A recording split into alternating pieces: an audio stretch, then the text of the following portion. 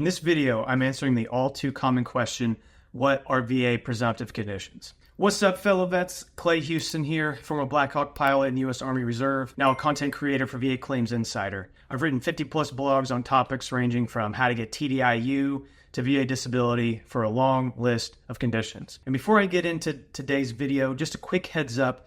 If you follow the link in the description, it'll take you to the article that answers the same question. There's a lot more detailed information there. This video is just a bare bones overview. Okay, so what are VA presumptive conditions? Bottom line up front, presumptive conditions are conditions the VA automatically assumes were caused by your military service as long as you have qualifying service. Now, before I explain what this is in more detail, I first have to explain what's called service connection. Service connection is a requirement of every VA claim, and unfortunately, it's often the hardest part of the VA claims process for many veterans.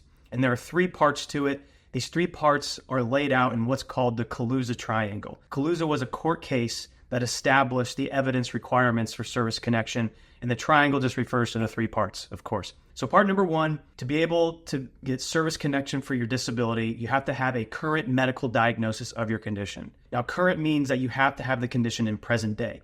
If you were diagnosed with a condition in the past and recovered from it, you likely aren't eligible for VA disability for that condition any longer. Number two, you need evidence of an in-service event, injury, disease, or aggravation. Now, this is the thing that you claim caused your disability, and it's something that happened during and because of your military service. And you have to have evidence of this. And that can come in the form of your military records or lay statements from people who were there and statement from yourself. And number three, you need a nexus or a link between the first point and the second point.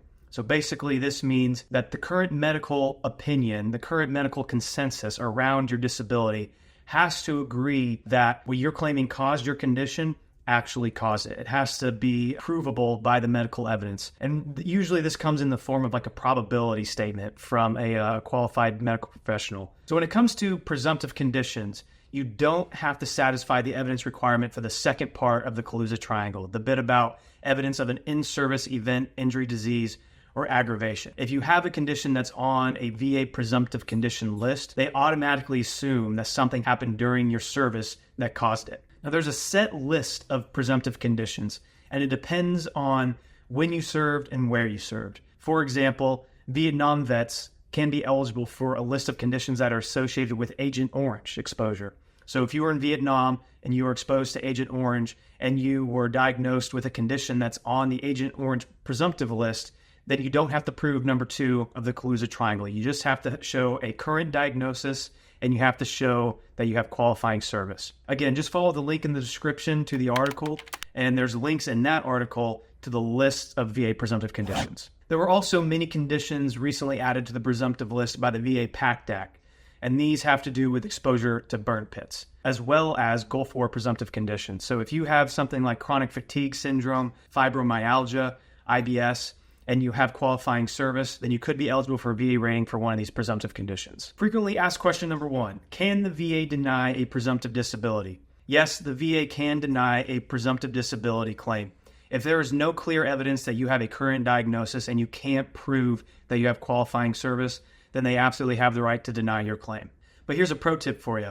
If you filed a claim in the past and were denied, and the condition that you were denied for is now on a presumptive list, it might be a little bit easier to get that VA claim approved, but you need to file what's called a supplemental claim.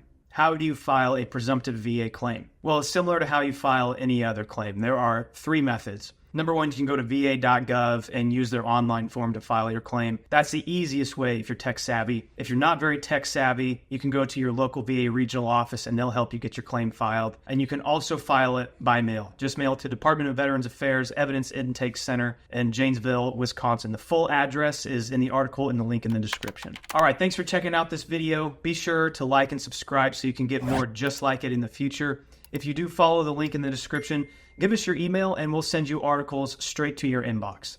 Thanks, guys. Have a good day.